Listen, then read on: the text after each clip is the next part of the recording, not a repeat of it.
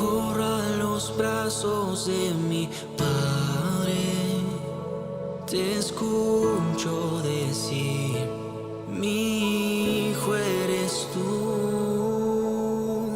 Me acerco al trono de tu gracia, me rindo ante ti, es tu amor para mí.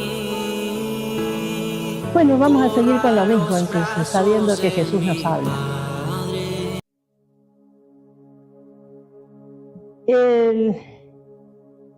El párrafo que voy a leer es San Lucas 5, del 1 al 6. Y allí el escritor lo titula como la pesca milagrosa. Pero yo lo pensé desde la obediencia y desde el desafío. Siempre sentimos o queremos sentir la voz de Jesús y a veces no sabemos si es por ahí, como decía hoy el hermano. Y de eso se trata lo que vamos a conversar ahora.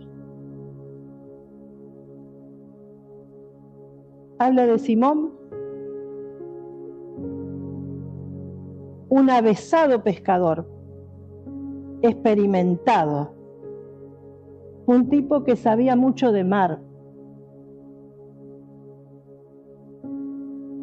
que tenía mucho conocimiento, abundaba en conocimiento.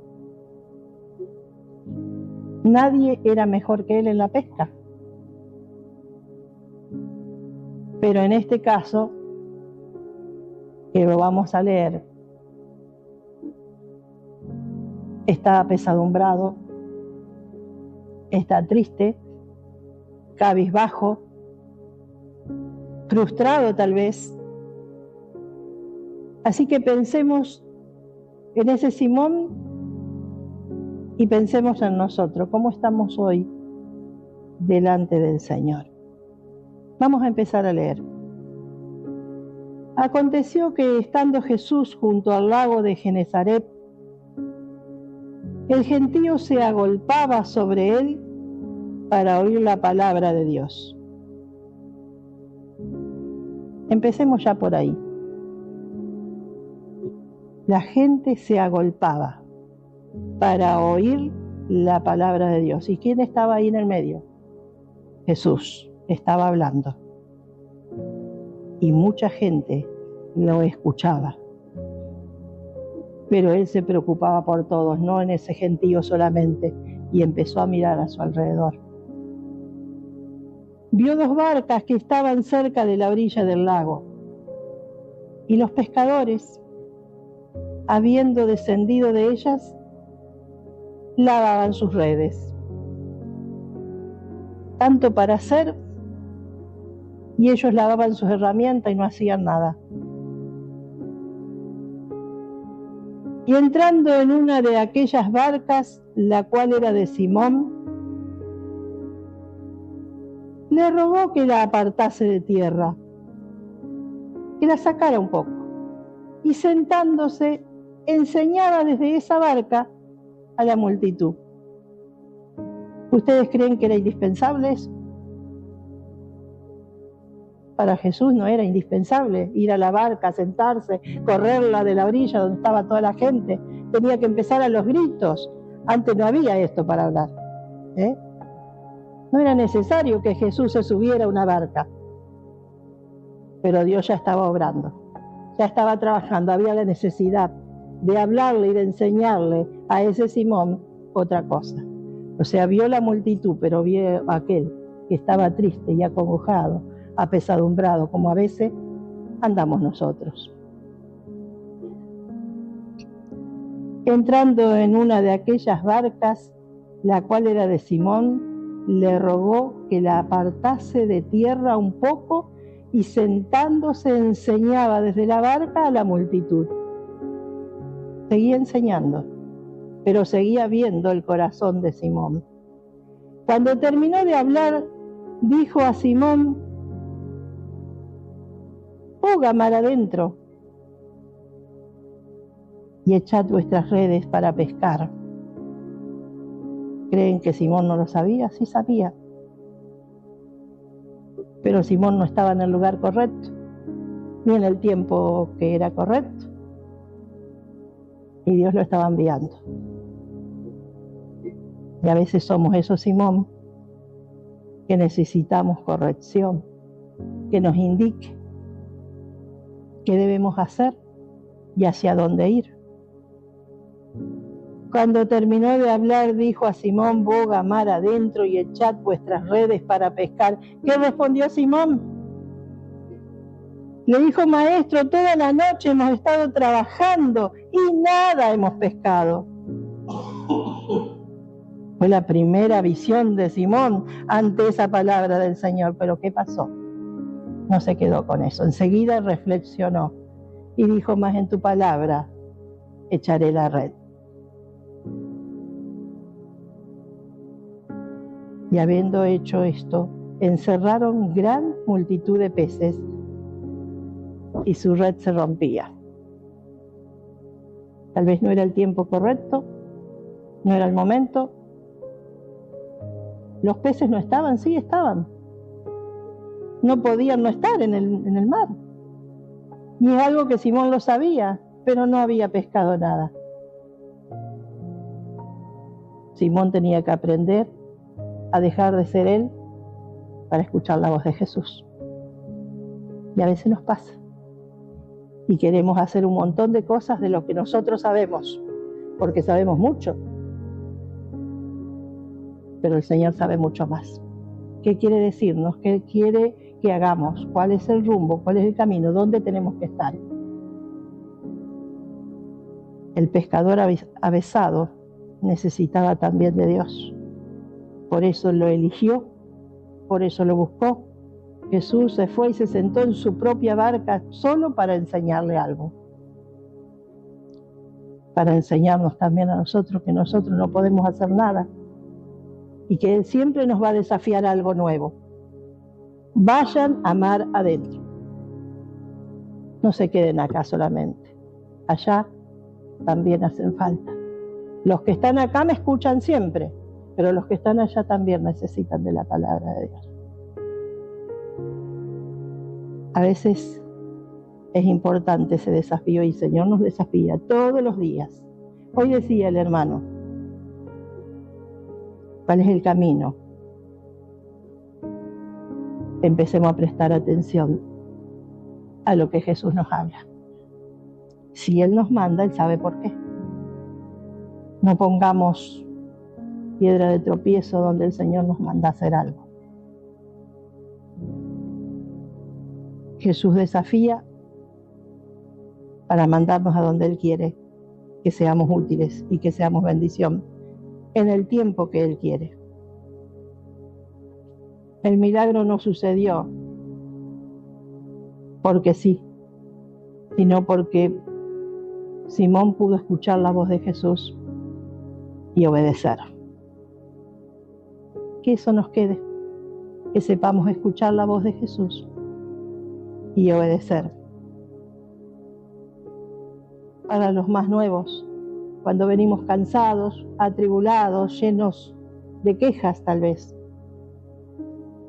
sepamos que no podemos solos, pero que sí podemos escuchar la voz de Jesús, porque en Él está la vida, la transformación, todo cambia a partir de Él. Cuando nos dejamos llevar por Él, cuando nos alineamos con lo que Él quiere de nosotros. Ahora no va a haber una gran pesca si no somos obedientes, si no aceptamos ese desafío que Dios nos está poniendo en el camino. Pedro escuchó la voz de Jesús y al principio como humano contestó y se enojó y se enfureció. ¿Por qué? Si ya trabajé toda la noche. Pero tuvo fe y actuó en obediencia y fue a hacer. Eso es lo otro. Escuchar,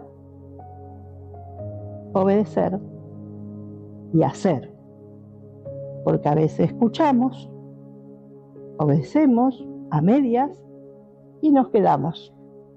Lo importante nuevamente, escuchar, obedecer y hacer.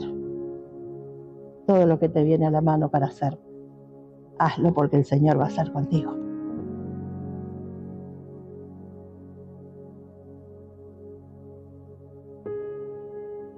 Vamos que hoy juega Argentina. Nos tenemos que ir rápido. Mire, si el Señor dice, che, no se vayan, que nos quedamos, sí, nos quedamos. Pero seguramente que el Señor quiere que seamos felices. Así que, como buenos argentinos, sufrimos un poco, ¿viste? ¿Qué va a hacer? Bueno, cambiamos el horario de la prédica porque se me rompió el auto acá cerca y llamé a la grúa. Y me dijeron dentro de 40 a 60 minutos te pasamos a buscar. Así que, perdónenme por este cambio. Oremos juntos y que Dios nos hable. Yo creo que en esta noche Dios nos va a hablar. ¿Sí? Ahora, hay una palabra clave que tenemos que grabar en el corazón.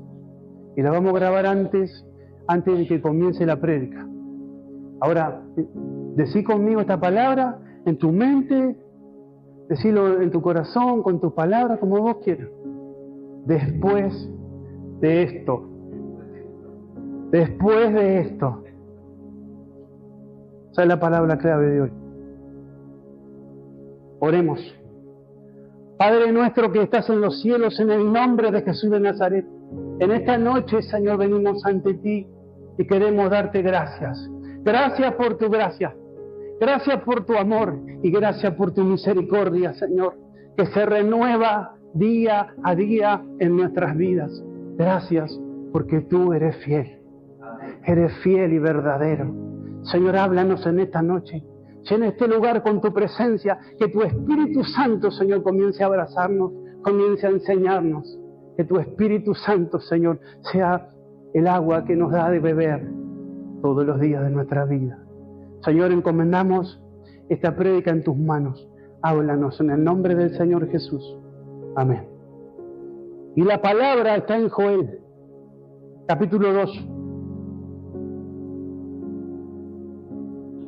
Verso 28 en adelante. Y dice así la palabra del Señor. Nosotros ya lo conocemos. Conocemos esta palabra, el poder que tiene. Es impresionante. Dice así la palabra. Después de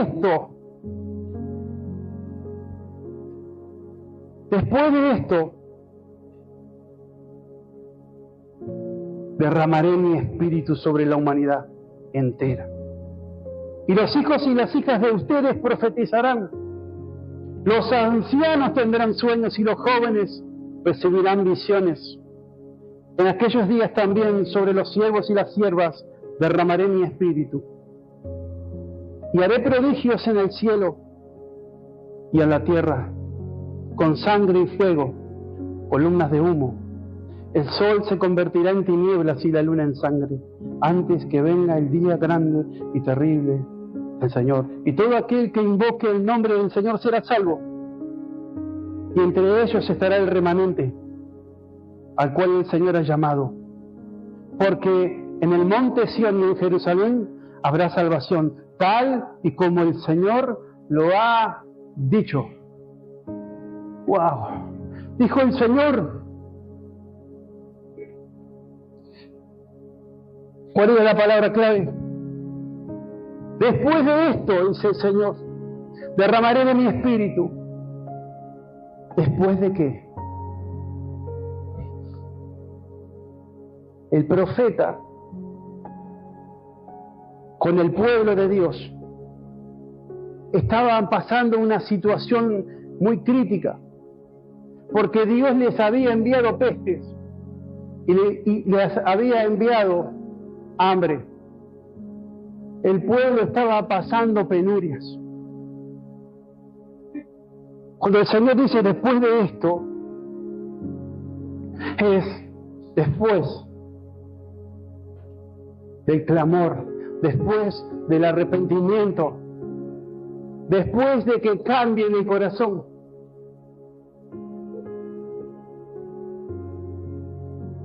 El profeta Joel estaba profetizando una esperanza.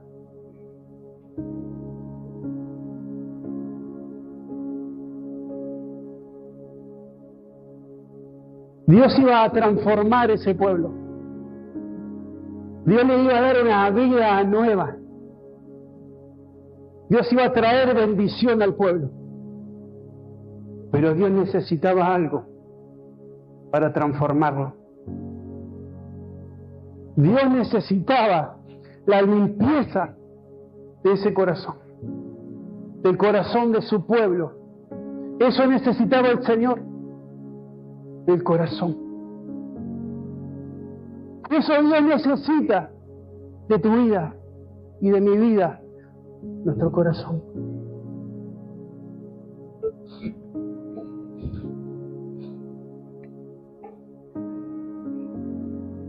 Dios iba a terminar con la vergüenza que estaba pasando su pueblo. Nunca más iba a ser avergonzado. Pero solo así, luego de ese clamor, de ese arrepentimiento, Dios iba a derramar de su espíritu. El Señor les dice en el verso 15 de Joel capítulo 2, le dice así: toquen la trompeta en Sión, proclamen ayuno, convoquen una asamblea, reúnan al pueblo y santifiquen la reunión, junten a los ancianos y a los niños de pecho, que salgan de la cámara nupcial el novio y la novia, y ustedes los sacerdotes, ministros del Señor, lloren entre la entrada y el altar y digan: Señor, perdona a tu pueblo. Dios necesita la limpieza del corazón para derramar de su espíritu. Lo que acabamos de leer fue profetizado por este profeta de Dios alrededor de 800 años antes de su cumplimiento en Hechos capítulo 2. Pero había una condición. Después de esto derramaré de mi espíritu, después del arrepentimiento. Y fíjate que en la Biblia las cosas no son casualidad. Porque el Señor estaba diciendo algo muy hermoso, que muchas veces no captamos, pero que Dios nos cuenta hoy. Él estaba diciendo a su pueblo que no iba a hablar más solamente con los reyes, no iba a hablar más solamente con los profetas, sino que iba a hablar con todos y cada uno de nosotros a través de su espíritu. Con vos, conmigo, a través de su espíritu. Dios quería venir a vivir con nosotros a través del espíritu, a través de ese pueblo.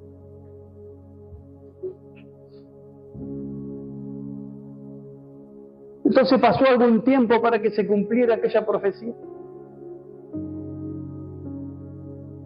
Y Hechos capítulo 2, que lo podés leer, muchos ya lo saben de memoria. Nos cuenta la Biblia que un viento recio sopló en ese lugar. Y en ese lugar estaban los discípulos del Señor Jesucristo y fueron llenos del Espíritu Santo. Fueron llenos del Espíritu en ese momento y aparecieron lenguas repartidas como si fuesen de fuego. Lo que vino en ese momento fueron dones del Espíritu Santo. El primer don que se manifiesta es el don de hablar en lenguas. Las personas que estaban allí en aquel lugar, que eran de diferentes naciones, de diferentes países, escucharon a los discípulos, quienes no conocían su idioma, escucharon hablar maravillas de Dios. Ni siquiera los discípulos sabían lo que decían, pero estaban predicando la palabra. La primera manifestación del Espíritu fue proclamar la palabra.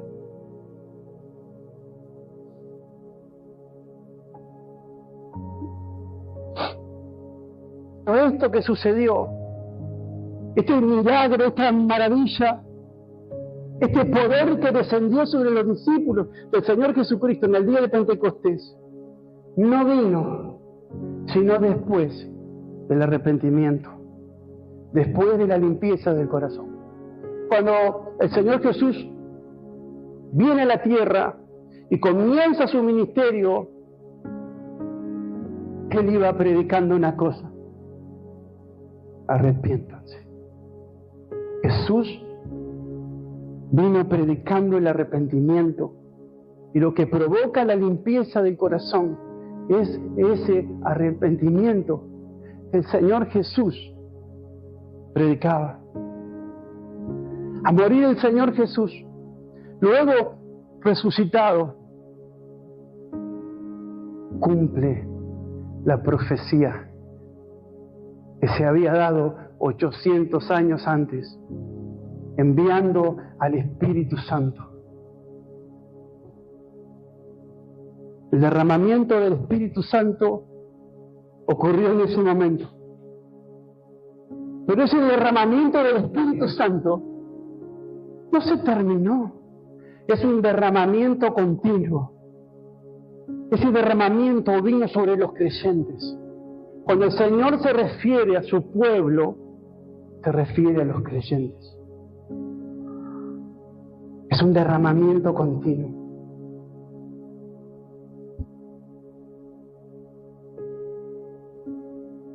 Y estos que habían recibido el Espíritu tenían el corazón limpio, porque Dios los había limpiado. El Señor Jesús los había limpiado. Estos son los que prepararon el corazón, los que estaban dispuestos.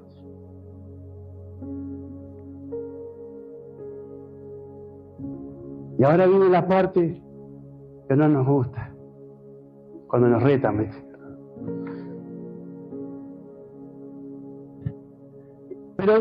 Pero el Señor siempre es como papá, un papá amoroso que si te reta, es por tu bien. Hoy estamos viviendo en una generación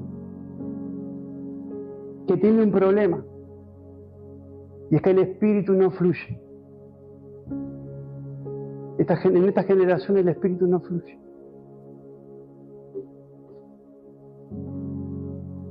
Y uno de los principales problemas es la falta de conciencia de la presencia.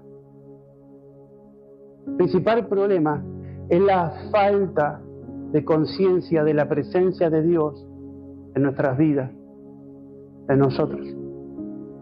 La Biblia nos enseña que nuestro cuerpo es templo del Espíritu. ¡Wow! Y acá está el problema.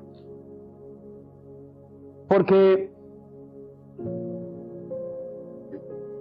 vivimos una vida diferente a la que Dios quiere. Vivimos una vida distinta, según nuestros propios deseos, nuestros propios pensamientos.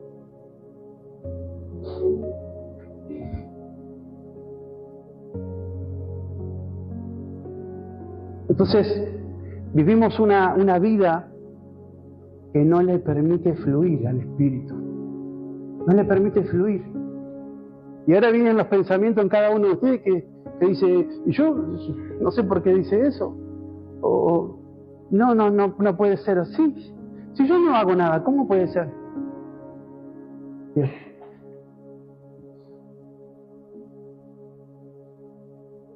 Nosotros necesitamos un cambio. Las personas necesitan un cambio. Los cristianos necesitamos un cambio. Somos hijos de Dios. Tenemos su Espíritu. Pero parece que el Espíritu está trabado dentro nuestro. Entonces no fluye. Él mora en nosotros. Necesitamos lo que se llama metanoia. Yo me acuerdo, hace muchos años atrás, Debe ser como 30 años más o menos. Nuestro pastor, que ya está en el cielo, hablaba de la metanoia, el cambio de la mente. El cambio de la mente, el cambio de pensamientos.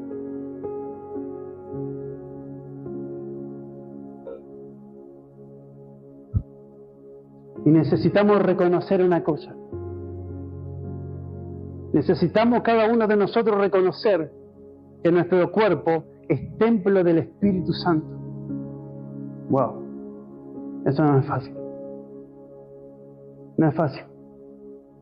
Pero tenemos que comenzar un día a reconocerlo. Soy templo del Espíritu Santo. Soy templo del Espíritu Santo.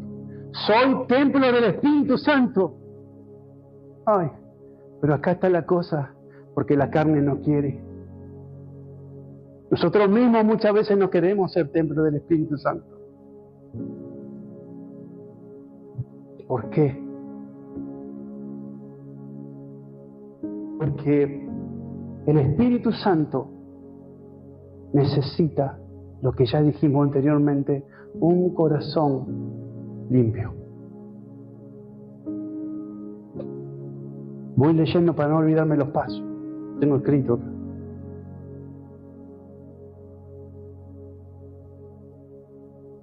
Entonces, podemos decir una cosa.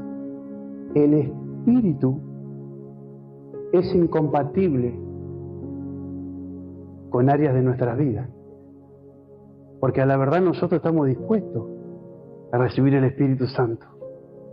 ¿Cierto? Pero hay áreas de nuestra vida que no están dispuestas a cambiar.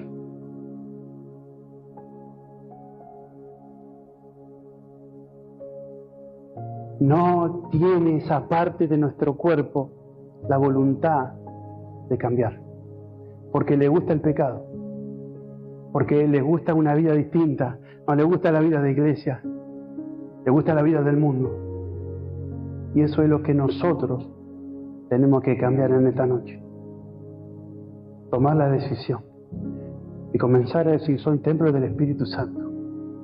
Entonces las cosas van a empezar a cambiar. Soy templo del Espíritu Santo. ¿Querés cambiar las cosas? Daniel, ¿querés cambiar las cosas? Sí. ¿Te cuesta un poco? Sí. ¿Estás decidido? Sí. ¿Te haría un poco de miedo? Sí. Pero igual me entrego en tus manos, Señor. Me entrego en tu mano igual. Me arriesgo igual.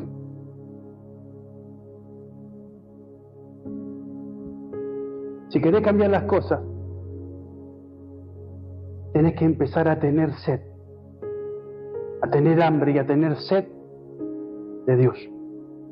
La palabra dice, Juan 7:37, Jesús dijo: si alguno tiene sed, venga a mí y beba.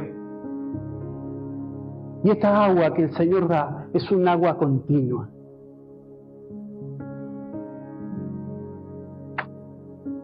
Ahora pregúntame, ¿cómo hago yo para tomar el agua?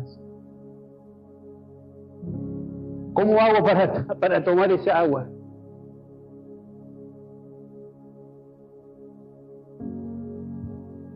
Todos los cristianos lo sabemos.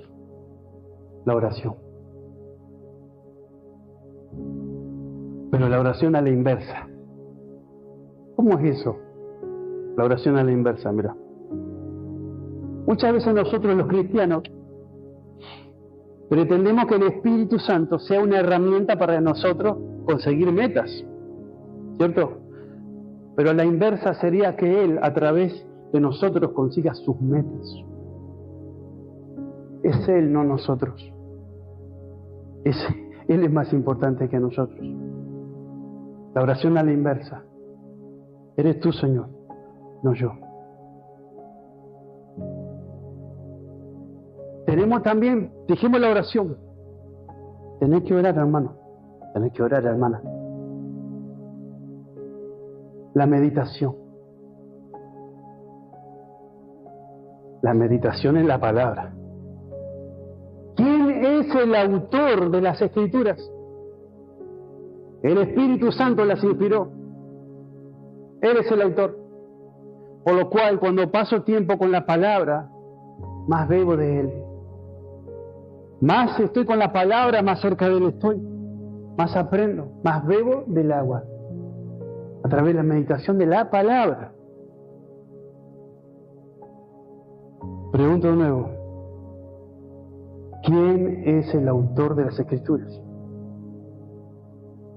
Y esta parte es la última parte que a nadie le gusta. La obediencia. Ahí está complicado el ser humano, en la obediencia. El Espíritu Santo es el Espíritu de verdad. Y si nosotros no caminamos en luz, bloqueamos el fluir del Espíritu. Entonces, la obediencia permite la presencia. La obediencia permite la presencia del Espíritu, la presencia de Dios en nuestras vidas. Yo les voy a hacer una pregunta y cada uno sabrá en su corazón cómo la contesta. ¿Estás dispuesto a cambiar tu vida? ¿Estás dispuesto a servir al Señor? ¿Estás dispuesto a vivir una aventura impresionante de la mano de Dios? Entonces en esta noche cerremos nuestros ojos y pidámosle al Señor esa fuerza que solo Él nos puede dar. Cerremos los ojos. Padre nuestro que estás en los cielos, en el nombre del Señor Jesucristo, en esta noche, Señor, venimos ante ti reconociendo que nada somos sin ti. Señor, tú eres la fuente de nuestras vidas. Señor, queremos darte gracias por cada cosa que haces en nuestras vidas. Pero especialmente en esta noche queremos pedirte esa fortaleza que solo tú puedes dar. Esa fortaleza que nos guía hacia el cambio, hacia la transformación, hacia tener un corazón limpio, hacia un arrepentimiento verdadero de nuestras vidas. Queremos entregarte, Señor, nuestras vidas, nuestra mente, nuestro corazón, pero también nuestro cuerpo, que es templo de tu Espíritu Santo. Señor, guíanos a conservar ese templo conforme tu palabra, conforme tu voluntad. Padre nuestro que estás en los cielos, en esta noche, Señor, abre los cielos y derrama de tu Espíritu en cada uno de nosotros. Llénanos de ti, de tu presencia, y abrázanos en esta noche, Señor. Que podamos sentir tu presencia. El crecimiento que tú das, Señor, es el crecimiento que nosotros queremos. Señor, trae tu bendición a nuestra vida y la guía de tu Espíritu Santo. Queremos darte gracias, Señor, y todos juntos queremos decirte amén.